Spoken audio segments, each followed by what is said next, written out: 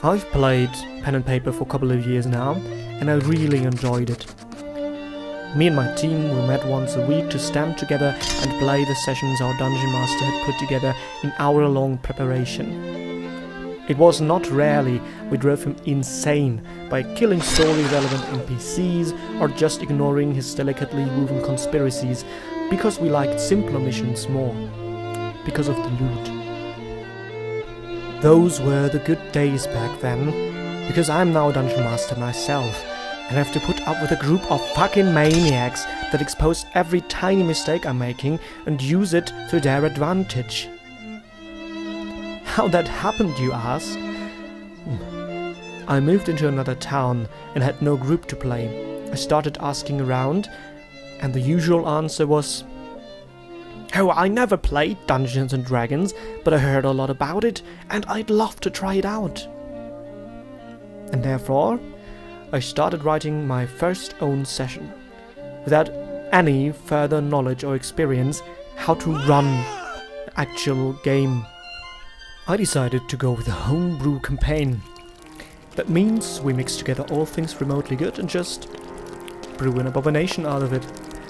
Doesn't that sound like fun? Because it is. We don't play the original Dungeons and Dragons rulebook, we use the Dragon Age system. Partly because all the May players are total noobs and the system is very easy to understand, and partly because I've only played this set of rules so far and I'm scared of change.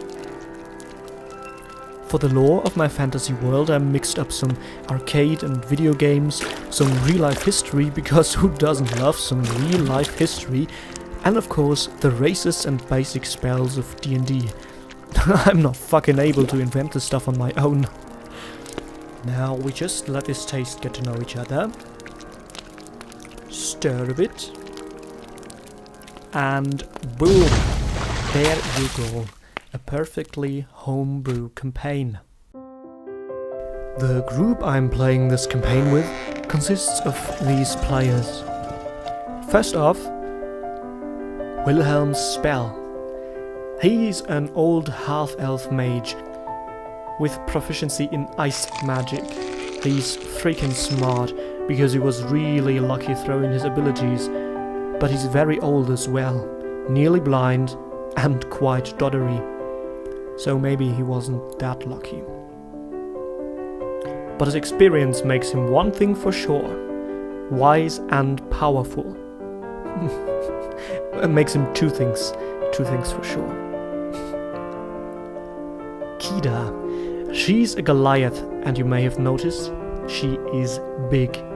Therefore, she's the tank of the group. She's a bit naive and acts intuitively, but don't let that fool you. She's very cruel, she hates weaker beings. But she feels a little bit pity for those who lose, if they're still alive. Her race also has a nifty feature: stone skin, which makes her resistant to ice and gives her a far too good armor rating. Noct is the bard of the group, and he is a changeling.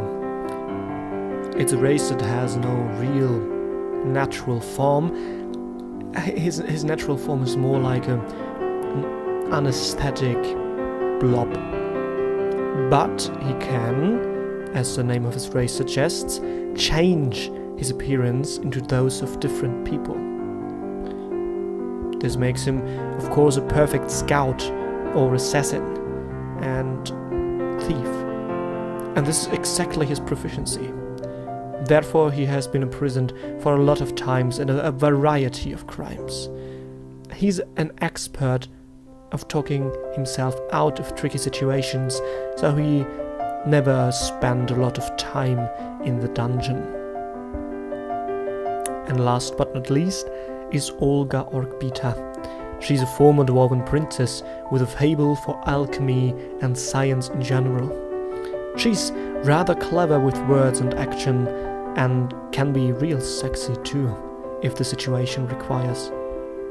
Of course, she embodies some of the dwarven traits, not so much their bravery, but far more their greed.